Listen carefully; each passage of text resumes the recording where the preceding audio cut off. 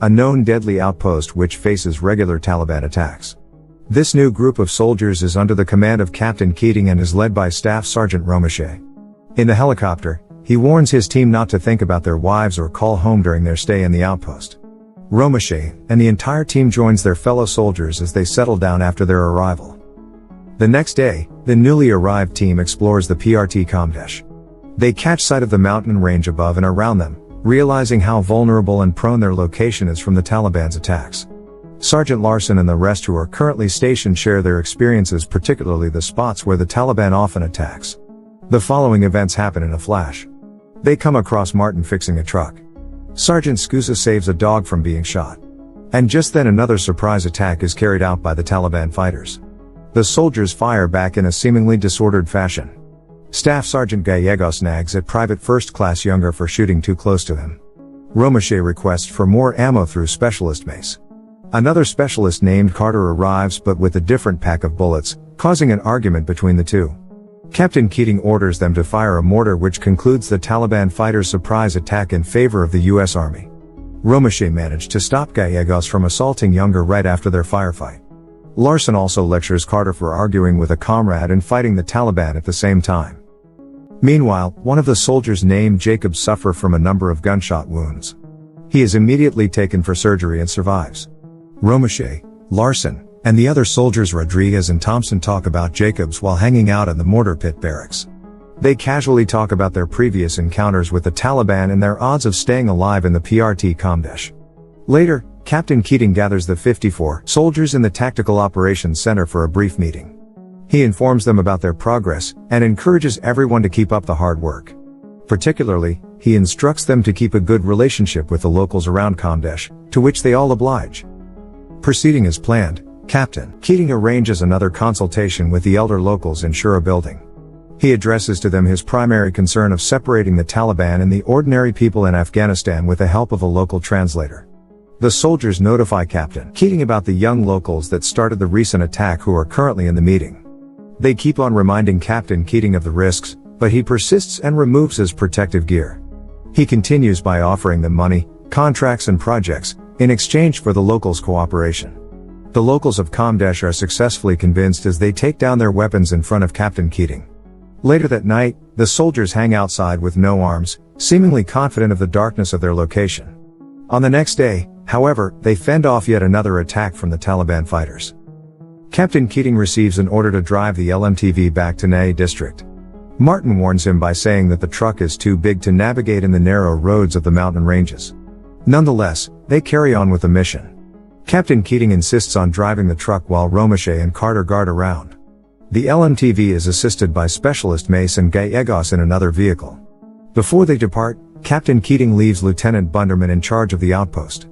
During their drive, they come across an unknown hotspot. Romache and Carter alight from the truck to check the hotspot, which happens to be a dead chicken. They report back and inform the vehicles to go on through. Mace and Gallegos drive ahead. Captain Keating in the LMTV, on the other hand, gets stuck in the narrow road and ends up falling off the cliff. The explosion kills Captain Keating and completely destroys the LMTV. Romache and Carter run to aid Captain Keating but regrettably fails, along with their mission. The remaining soldiers paid their respects to Captain Keating and gets back to work not long after. The outpost is also renamed from PRT Kamdesh to Kop Keating, which is also known as Camp Keating. Captain Ilescas arrives at the outpost and serves as the new commanding officer. He makes his rounds while being oriented by Romache. In the midst of showing him the mosque, an explosion breaks out, signaling an addition to the Taliban's surprise attacks. The soldiers return fire with a series of gunshots and one from the mortars. After fending them off, Romache and his team patrol around the perimeter under Captain Ilescas' command. They climb the mountain range to take a look at the point of view of the Taliban fighters when they attack. Romache discusses several ways of attacking their vulnerable Camp Keating and attempts on working their disadvantage but has yet to come up with the best option. Sergeant Kirk calls for another Shura to consult the locals regarding the actions of Nasir, a local who is paid to take pictures of the camp to report to the Taliban. Kirk confronts them about the breach in their deal. He tells them that Captain Ilescas puts their money and projects on hold until they find out the identity of the local who paid Nasir. Camp Keating's interpreter and informant named Mohammed comes to the camp bearing news regarding the large-scale attack coming from the Taliban. The soldiers listen but dismisses him due to his repetitive claims. They send Muhammad out after accusing him to be crying wolf. The soldiers patrol across a bridge one morning. They split into pairs and proceeds towards the bridge with caution. Carter and Kirk cross first, followed by Captain Ilescas and Younger. They share a brief conversation while crossing the bridge when a bomb explodes right below Captain Ilescas' footing.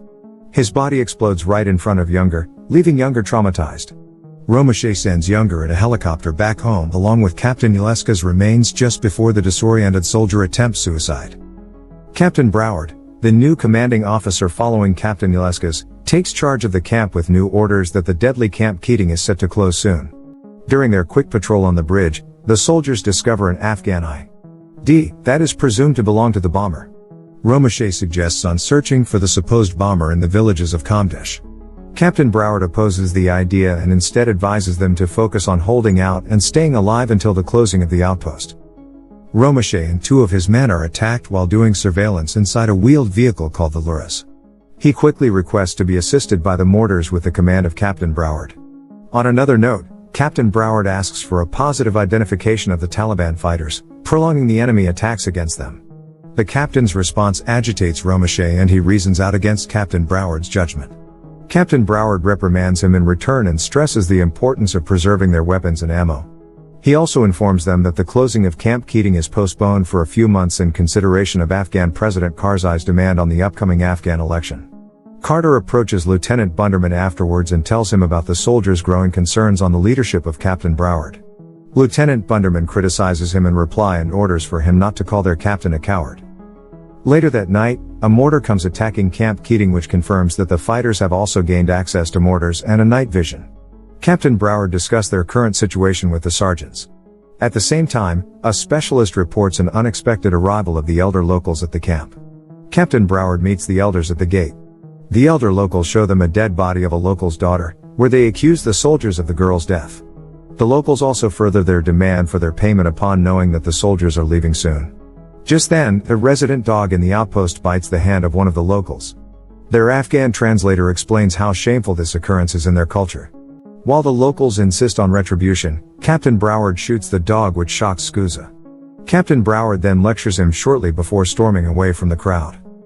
As the troops boost their morale by waterboarding, Captain Broward subtly interrupts to inform them that he has been relieved from duty. Lieutenant Bunderman is left in charge for the meantime, and he proceeds to advise everyone not to talk about their departure and the closing of Camp Keating. The film moves forward the morning of October 3, 2009.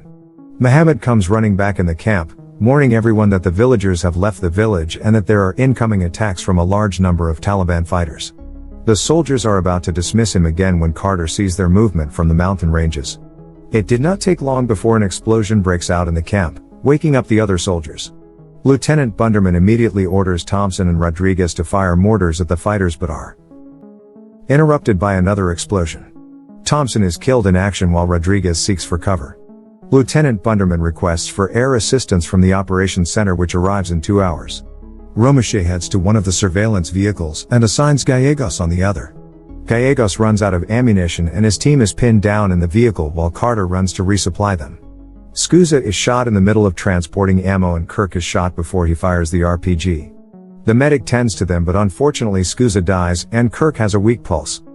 Back in the operations center, their air backup reports their estimated arrival in 40 minutes. Gallegos continue to radio for more ammo until the gun of the Luras 2 breaks down. Carter boldly runs to deliver more ammo, successfully evading the Taliban's attacks. He reaches Gallegos and gets into the Luras 2, taking shelter in their inoperable vehicle. Romache attempts to aid Gallegos by firing the machine gun, but the Taliban fires back using the RPG and ends up injuring Romache's arm. He rushes back to their quarters and comes across the remaining soldiers. Griffin and Faulkner tell Romache their plan of using Luras 1 to attack more Taliban fighters. Romache warns them to take the long route around in order to avoid the gunshots. Griffin and Faulkner charge ahead while Romache comes to check the already dead Kirk in the aid station while being put in a body bag. His dejection on Kirk's death is interrupted by the attacks of the Taliban sniper. Romache picks up a sniper gun and successfully eliminates the sniper. On the other side, a number of Taliban fighters enter the Camp Keating grounds. Griffin and Faulkner join hard inside Luras 1 to rescue Gallegos and their stranded comrades in the Luras 2. They fail after hitting a bump just before the Taliban fighters shoot them in the process. At that point, Lieutenant Bunderman commands them to stand down and let the Taliban take over their outpost while waiting for backup. However, Romeshay rushes inside the operations center and convinces Lieutenant Bunderman to regain access to the camp. After Gallegos' team in LRS 2 learns that they have lost communication, Larson and Carter cover fire, letting Mace, Martin, and Gallegos escape the vehicle. The three unfortunately get shot by the surrounding enemies. Carter barely manages to rescue Mace, who is the nearest in the vehicle. At the same time, Romeshay arranges a small team to move towards the front gate in order to prevent the Taliban from coming further in the camp. They succeed on defending Fora while using a machine gun. Just as he is about to shoot a large number of approaching enemies, the air support arrives to their rescue and eliminates a great number of the Taliban. A bomber plane from the Air Force fires around the camp. Carter and Larson seize this opportunity to make a run towards the aid station while holding Mace in a stretcher. They reunite with Romeshay and his team inside as Mace is immediately treated by the medics. The battle concludes as the U.S. soldiers regain their camp and the rest of the Taliban fighters retreat at the appearance of the air support. Inside the aid station, soldiers with the same blood type as him transfuse their fresh blood on Mace as Larson and Carter rescue the rest of their comrades. Additional backup led by Captain Portis also reaches Camp Keating. Lieutenant Bunderman reports to him in a saddened stature due to the casualties. As a result, Captain Portis commends him for a job well done. He tells him that their deadly outpost is closed and will be immediately blown. Medevac evacuates Mace to the hospital through the night. Romeshay, Carter and the